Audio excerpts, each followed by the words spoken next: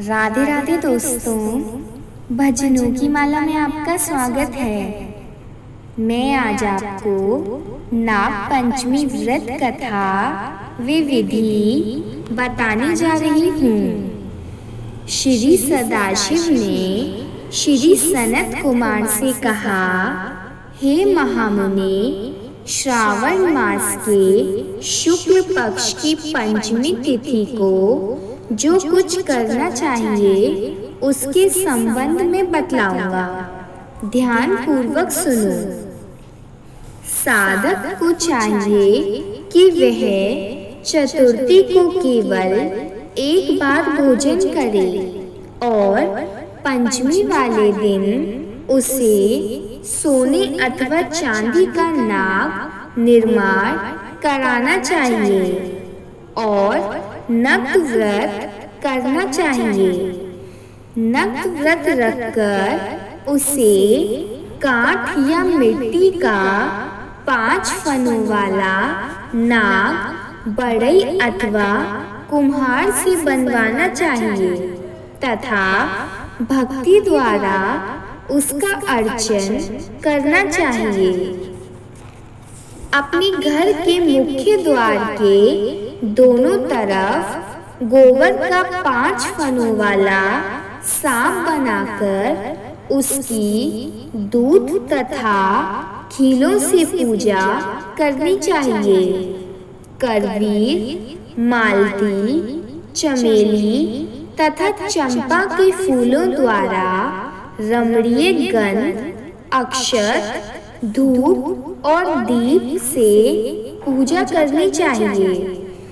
ब्राह्मणों को शुद्ध घी के लड्डू तथा खीर का भोजन करवाना चाहिए।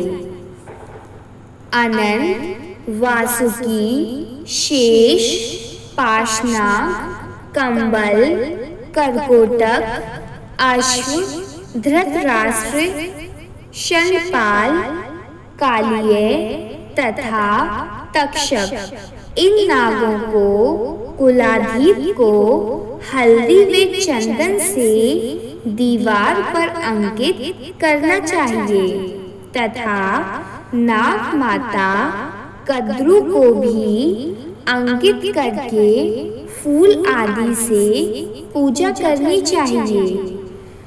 साधक को नाग देवताओं का पूजन करके घी और खांड मिलाकर उनको दूध पिलाना चाहिए। उस दिन लोहे की कढ़ाई में कोई पकवान न पकाना चाहिए।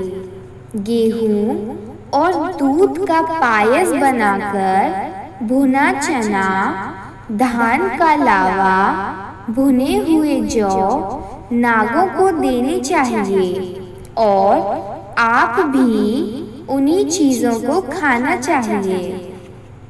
साथ ही अपने बच्चों को भी यही भोजन करवाएं। ऐसा भोजन करवाने से छोटे बच्चों के दांत मजबूत हो जाते हैं।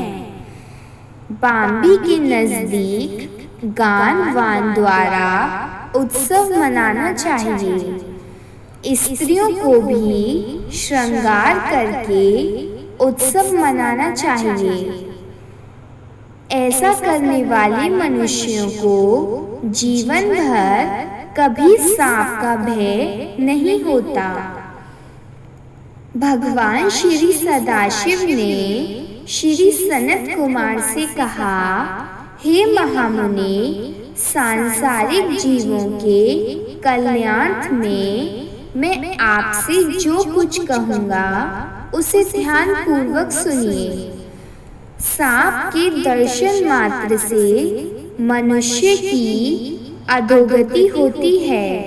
सांप हमेशा तमोगुणी होता है, इसमें संशय नहीं है। पूर्व विधि द्वारा एक भुक्त आदि का नियम कर ब्राह्मणों के सहित प्रेम से नाग बनाकर पूजा करनी चाहिए। इस तरह 12 मासों की शुक्ल पक्ष पंचमी के दिन व्रत करना चाहिए। वर्ष की समाप्ति पर शुक्ल पक्ष की पंचमी को फिर पूजा करनी चाहिए। नागों के भोजन के उद्देश्य से साधु संतों और ब्राह्मणों को भोजन करवा देना चाहिए। इतिहासविद को रत्न विभूषित सोने का नाग देना चाहिए। सामग्री सहित सवत्सा गौदान देते समय नारायण विभु का स्मरण करें। नारायण जो कि सब जगह व्यापक हैं, सब वस्तुओं को देने वाले हैं, अनंत हैं तथा अपराजित हैं, उनको याद करके साधक को यह कहना चाहिए, हे गोविंद, मेरे वंश में हमारे पूर्व पुरुषों में से जो भी सांपों को डरने से अधोगति के प्राप्त हो गए हैं, वह इस व्रत से तथा दान से मुक्ति को प्राप्त हो। इस तरह कहकर सफेद चंदन युक्त चावल के पानी को भक्ति से वासुदेव के लिए जल में छोड़ देना चाहिए। इस प्रकार करने से यानी व्रत, पूजा तथा दान करने से जो जीव साधक के वंश में मर गए होंगे या सांप के काटने से भविष्य में मरने वाले होंगे, हे महामुनि, वह सब के सब सर्प योनि से मुक्त होकर स्वर्ग लोक में चले जाएंगे। हे मुनि सत्तम, इस प्रकार व्रत करने वाला अपने वंश का उद्धार कर अप्सराओं से सेवित हो शिव के सानिध्य हो जाता है। जो इस व्रत को सुवितनासुर करता है, उसको इस व्रत के सभी फलों की प्राप्ति होती है। जो मनुष्य श्रावण मास शुक्ल पक्ष पंचमी के दिन भक्ति तथा श्रद्धा से नक्त व्रत करते हुए फूल आदि उपहारों से नाग देवों का पूजन करते हैं, उन पर मणि किरण विभूषित सूर्य प्रसन्न होते हैं। जो मकान का दान या प्रतिग्रह लेते हैं, वह इस संसार में तो कष्ट भोगते ही हैं, मृत्यु के बाद उनको सर्प योनि की प्राप्ति होती है। हे विपेंद्र, जो लोग नाग की हत्या करते हैं, उनके यहाँ अगले जन्म में पुत्र नहीं होता या होकर मर जाता है। स्त्रियों की कृपणता से भी प्राणी की सर्प योनि होती है।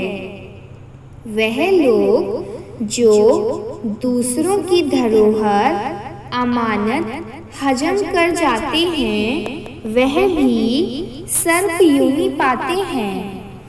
जो मनुष्य विभिन्न कारणों से सर्प योनि में चले जाते हैं, उनके उद्धार के लिए यह नाग पंचमी व्रत एक उत्तम उपाय कहा गया है। जो लोग धन की कृणता त्याग कर नाग पंचमी का व्रत तथा अर्चन करते हैं, उनके हितार्थ सब नागों के स्वामी शेष और सब वासुकी नाग भगवान हरि से भगवान सदाशिव से हाथ जोड़कर प्रार्थना करते हैं। शेष और वासुकी की प्रार्थना से प्रसन्न होकर भगवान सदाशिव और भगवान हरि उन लोगों की सब मनोकामनाएं पूरी करते हैं। वह लोग इस संसार में सुखपूर्वक अपना जीवन व्यतीत करने के बाद पहले नागलोक में जाकर अनेक तरह के भोगों को भोग कर उसके पश्चात बैकुंठ लोक या कैलाश में भगवान श्री विष्णु या भगवान श्री सदाशिव के गढ़ होकर परम आनंद को भोगते हैं। हे विपेंद्र, आपके सामने मैंने यह नागों का नाग पंचमी व्रत कहा है। अब आप और क्या सुनना चाहते हैं, कहिए।